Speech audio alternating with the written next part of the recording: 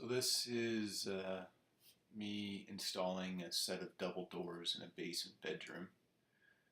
I'm just setting up the camera there. Got my drink of coffee in, and now I'm checking the opening just to see what it's doing. If everything's plumb and level and the opening is the right size.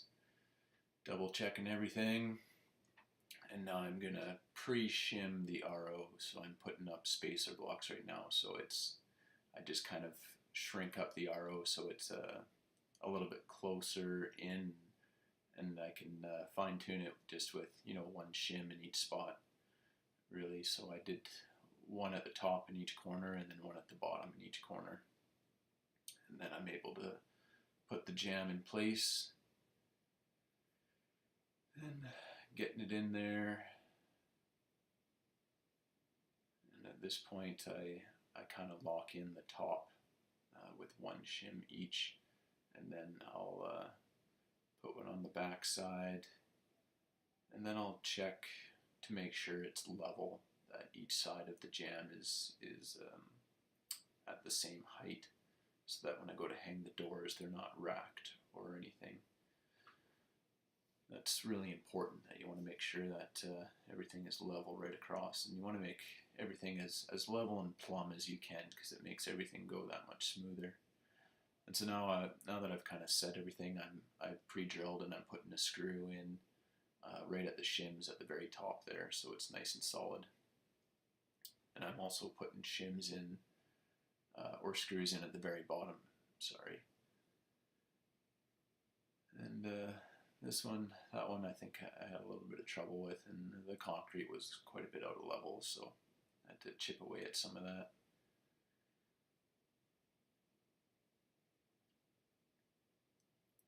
Now I'm pre-drilling for a few more screws to go in behind the door stop there.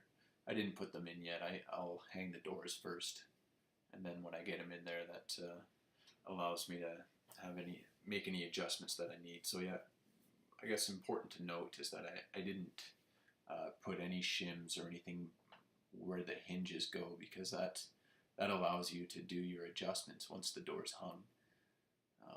If you shim behind the hinges before you even hang the door, then you're more than likely going to be trying to fine tune that and deal with whatever you use to fasten it. So I like to use screws at the beginning. That allows me, if I need to make any adjustments, I can back the screw off, I can adjust the shims, and then I can tighten the screw back up. I'm just getting the hinges on the doors here and getting them ready to hang.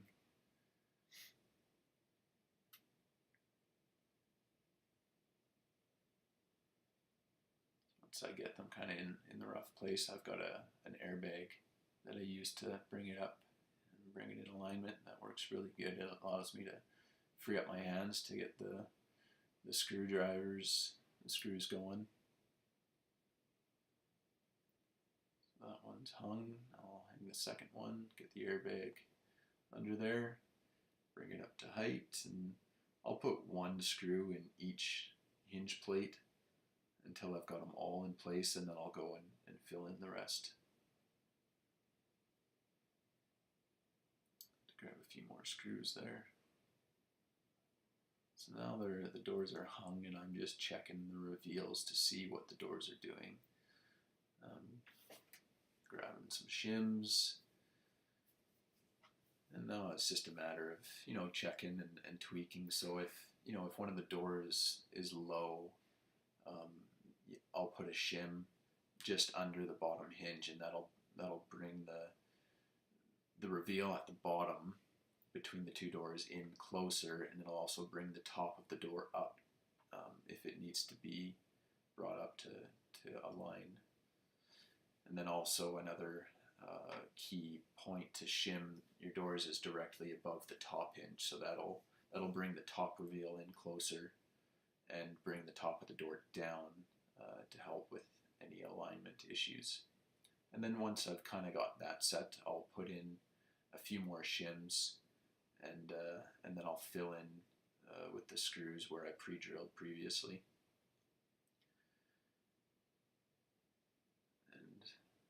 yeah, at that point it's just a matter of getting your shims in place and making sure your reveals are consistent all the way around.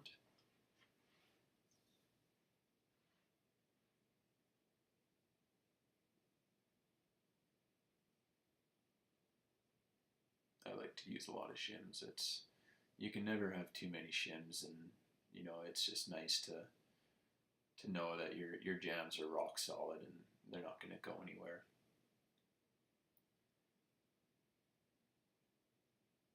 And lots of times your rough openings, they're never square to the opening.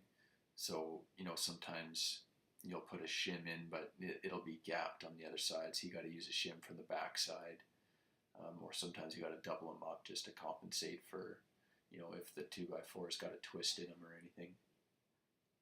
So now I'm happy with my reveals, and now I'm going around and securing all the shims with my 18 gauge nailer with 2-inch pins, just so that when I go to cut them off, they don't rattle and move on me and possibly change the reveals. So I just, I really fill up the wall or the jams with the shims, make sure all my screws are tight. I go and tighten those up again and get shims where I need them, and then I'll secure them all with the 18 gauge. And now I'm just getting my top reveal, and I'm shimming right under where the ball catch will go, so that doesn't flex at all when the hardware is installed. And just tweaking the adjustment there. Needed another shim, fastening it all with the 18 gauge, and then just kind of a final check. I'm pretty happy with it.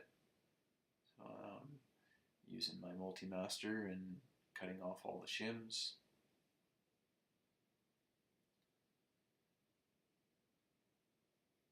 To the back side, cut off all the shims there.